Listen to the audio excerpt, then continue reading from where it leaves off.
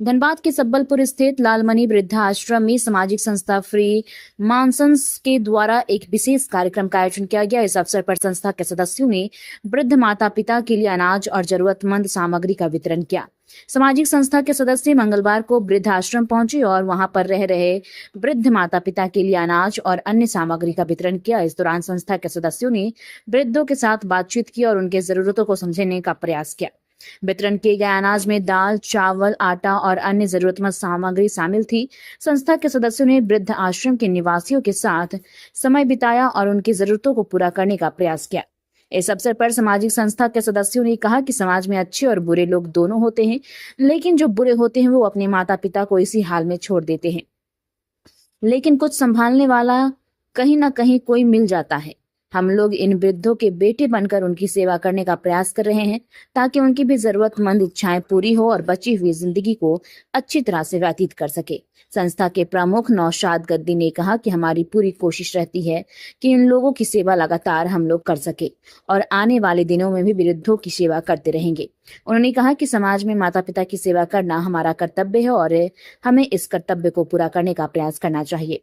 वृद्धाश्रम के निवासियों ने संस्था के सदस्यों को धन्यवाद दिया और कहा कि उनकी सेवा और देखभाल से वो बहुत खुश हैं। से हमने गुहार लगाई है, लिखा है और सरकार ध्यान भी दे रही है।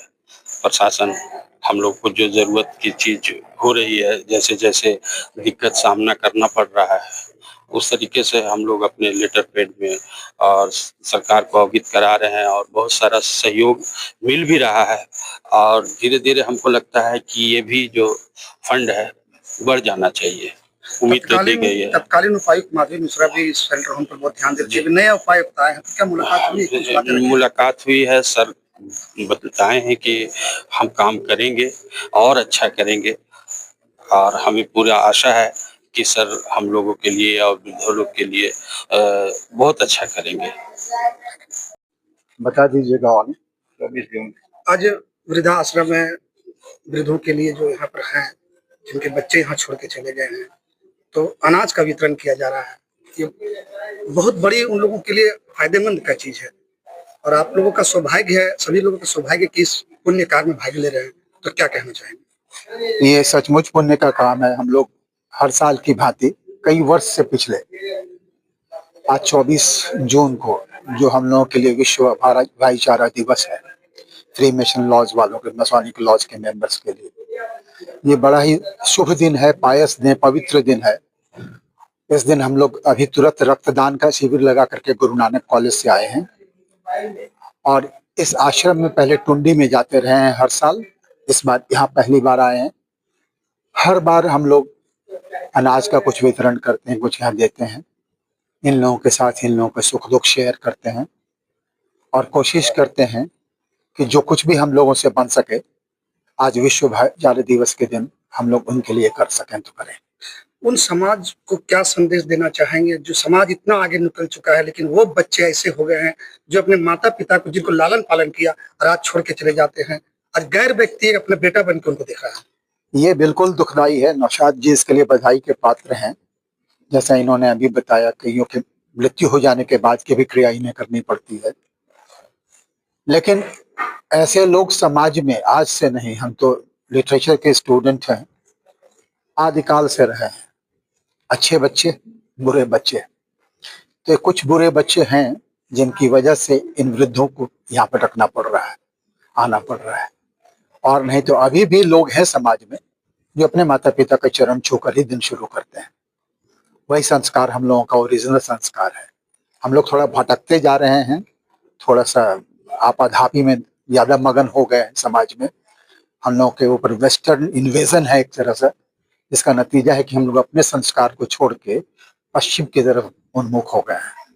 माता पिता, बाल बच्चा, ये अलग अलग यूनिट होता है। ये बहुत मुश्किल से हम लोग समझ पाते हैं, लेकिन अभी के समय में थोड़ा ऐसा हो रहा है। लेकिन अभी भी अच्छे बच्चे हैं, समाज को होप है और ऐसे लोग भी हैं जो इन लोगों की मदद के लिए आगे आए।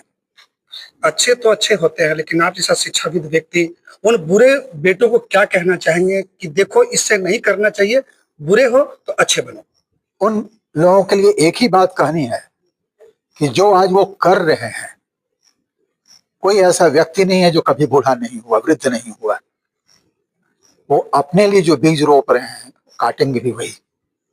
क्या क्या वितरण किया जा रहा है यहाँ पे?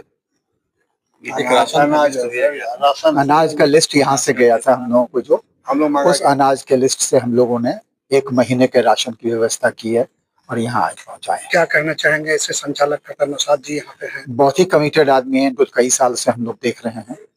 उस आश्रम में भी जाते थे तो वहां भी नौशाद जी की ही बात होती थी। इतना सेंस ऑफ कमिटमेंट अगर समाज में कुछ लोग उठा लें प्रबुद्ध वर्ग से, तो समाज बहुत बेहतर हो सकता है और ये बेहतर बनाने में योगदान दे रहे हैं। वृद्धा लोग को क्या कहेंगे जिस तरह से यहाँ पे जीवन जी रहे हैं? ये आराम से रहें, खुश होकर रहें, कोई एक्टिविटी इनको मिलने की जरूरत है। खाना पीना तो बिल्कुल वही कैटेगरी है कि हाँ, अगर मवेशी भी पालते हैं तो खाना पीना देते हैं, उसके साथ साथ भी कोई एक्टिविटी होनी चाहिए। इनको कुछ काम होना चाहिए, इनको कुछ एक छोटा सा लाइब्रेरी होना चाहिए, कुछ बात करने के लिए लोग आने चाहिए, एक टीवी होना चाहिए। इस तरह का कुछ कार्यक्रम हो जिससे इनका मन भी लग सके, और अगर इनमें कुछ रचनात्मक गुण है तो ये वो भी कर सके, सृजन का काम भी कर सके।